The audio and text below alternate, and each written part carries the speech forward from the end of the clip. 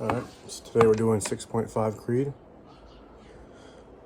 Only got about 5 of these cases right now, but some are on order, and this is the case, primer intact.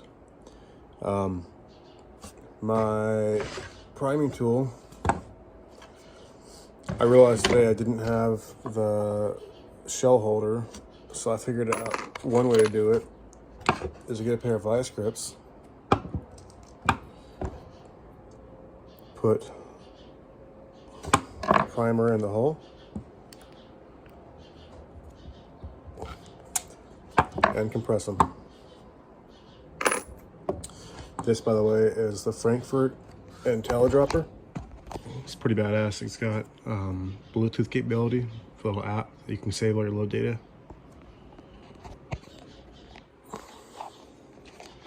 This is a Lee single stage press.